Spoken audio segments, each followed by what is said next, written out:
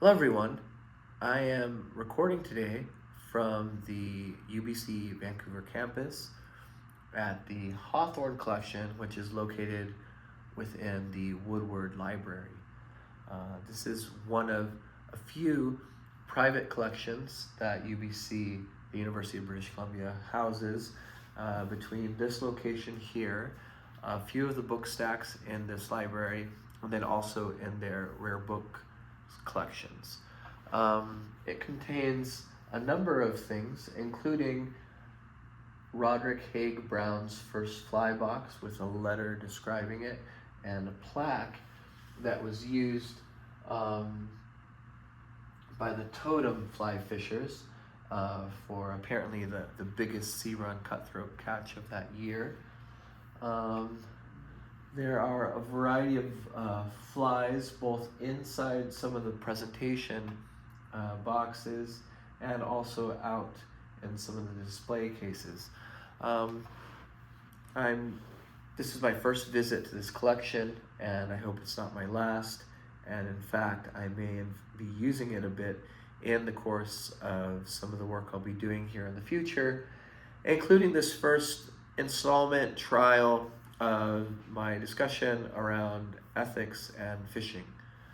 I wanted to start off kind of testing this concept and also testing the delivery of this concept through a few remarks about what exactly I mean by fishing. In the first post I put on Instagram, I think I gave a pretty quick but accurate description of what it is I mean by ethics. There's more detail there, and certainly it'll deserve a little bit more attention.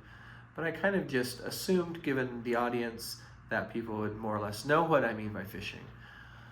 Today I'd like to talk about what sense of fishing or what type of fishing I think that I would like to remark about in relation to ethics. And that type of fishing is what we might call recreational fishing. Recreation is a word of sort of rebirth. To recreate is to make something anew. In fisheries policy, there's generally a hard dividing line between commercial fishing and recreational fishing. And that determines a lot of the legal senses of fishing. For me, I think that the moral questions that emerge from fishing that I'm interested in are principally captured inside of this idea of fishing as a recreational activity. It puts fishing into the domain of the contemplative life, within the domain of leisure, within the domain of a kind of activity that human beings take up for its own sake, and in some ways to seek some type of renewal, some type of refreshment, some type of, in my mind, deeply moral health that is not reducible to physical or psychic or mental or spiritual health, but we might call that, in this sense, moral health.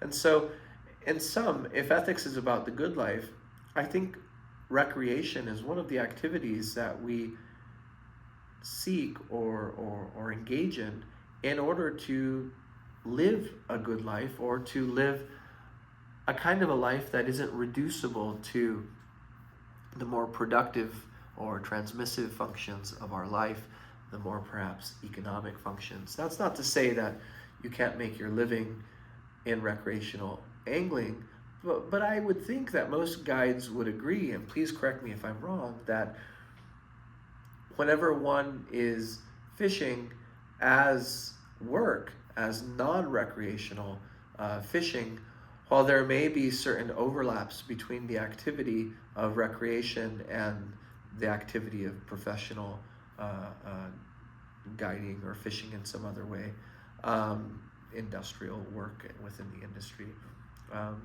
I would say those two things are quite different. And the difference, perhaps in this case, is a moral difference. Um, Fishing, in the sense I want to talk about, is the activity that one does for its own sake and for the sake of some type of moral project, some type of ethical pursuit, a kind of happiness, a kind of fulfillment, a kind of flourishing that requires, one might say, recreation of some kind. It doesn't have to be fishing. Fishing is not the only way to achieve the good life, but I think it is one of those ways that we seek after that moral project as human beings. And that'll be the opening kind of scope of where I want to go or what it is that I want to talk about with regard to fishing. There's a few more layers beneath that, but for today, let's think about the idea that the recreational activity of fishing, recreational fishing, is not only my focus, but also in some ways a point of particular moral concern and a place where we find a kind of practice of a kind of ethics embedded within it in a way that's different perhaps from commercial fishing or even people using recreational fishing as their site of commerce, as I talked about with guides. So I want to talk about ethics in fishing. What do I mean by ethics? I mean the pursuit of the good life, questions of human flourishing, how we should live. What kind of fishing are we talking about? Well, we're not talking about commercial fishing. We're talking about recreational fishing.